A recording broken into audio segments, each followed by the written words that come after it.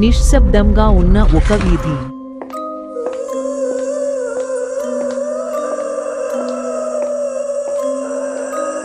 ఓ taxi driver తన car వద్ద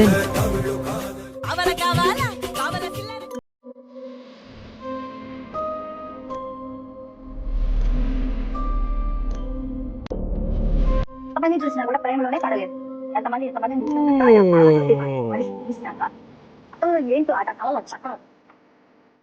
చీకటిలో ఒక మహిళ నెమ్మదిగా ముందుకు వచ్చి టాక్సీ దగ్గర ఆగింది. ఈ రాత్రి సమయంలో అక్కడికా? సరే రండి మేడం, వెళ్దాం.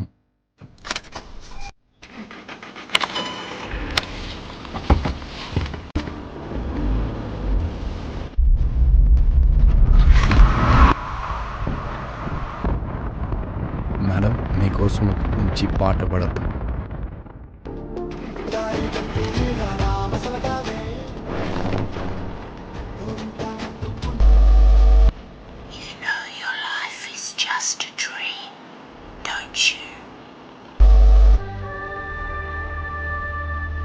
సారీ మేడం, నెట్వర్క్ ప్రాబ్లం అనుకుంటా.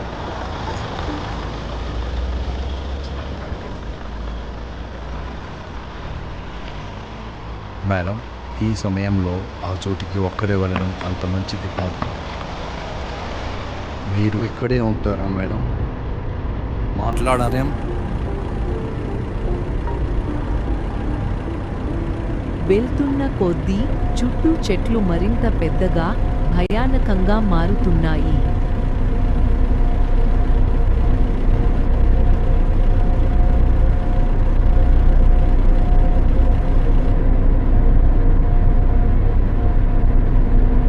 కారు ఒక పాత భవంతి ముందు ఆగింది.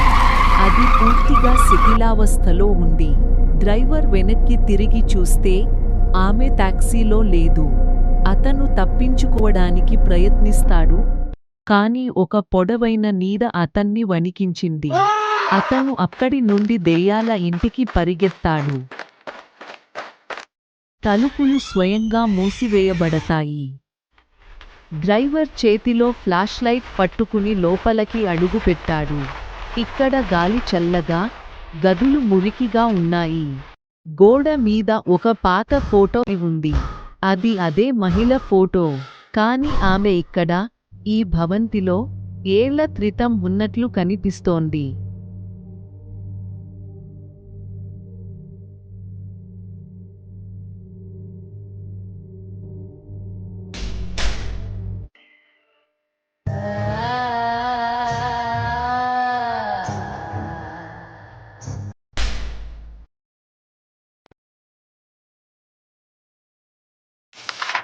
డ్రైవర్ ఒక పాత డైరీని కనుగొంటాడు.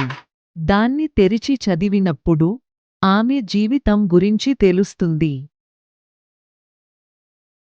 ఆమె పేరు మేరీ.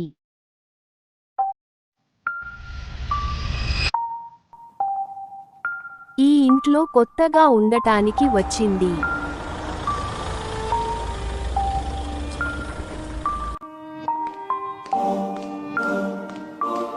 ఆమె ఎక్కడికి వెళ్ళినా ఎవరినైనా చూసినట్లు అనిపించడం మొదలైంది. తన గదిలో ఉన్న అద్దం వైపు చూసింది. అక్కడ తన ప్రతిబింబం మసకగా కనిపించింది. నెమ్మదిగా చిరునవ్వు చిందించింది. ఆమె కంగారుగా వెనక్కి పారిపోయింది. ఈ ఇంట్లో ఇంకో క్షణం కూడా ఉండాలని అనుకోలేదు. కానీ తలుపు తెరవగానే విపరీతమైన చలి గాలి ఆమెను వెనక్కి తోసేసింది. ఆ గాలిలో ఒక నల్లని ఆకారం కనిపించింది. ఒక సెకనులో చీకటి ఆకారం ఆమెను చుట్టేసింది. గదిలో ఓ భయానక కేక వినిపించింది. ఆ తరువాత ఆమె కనబడలేదు. ఆమె శవం ఇక్కడే కనిపించింది. కానీ ఆమె మరణం ఏ రహస్యమో ఎవరికీ అర్థం కాలేదు.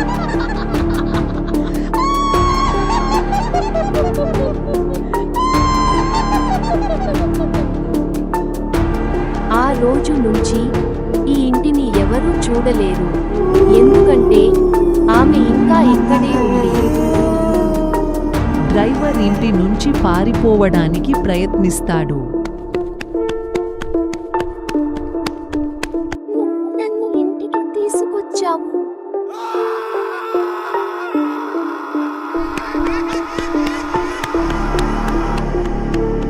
డ్రైవర్ టాక్సీలోకి దూకి ఇంజిన్ స్టార్ట్ చేశాడు. కానీ వెనకాల ఉన్న కిటికీ మీద గాలితో మసకబారిన ముద్ర కనిపించింది. ఎవరో అక్కడ ఉంది. వెనుక అద్దంలో ఓ చీకటి ఆకారం క్రమంగా స్పష్టమైంది. అది అదే మహిళ. ఆమె నెమ్మదిగా చిరునవ్వు చిందించింది.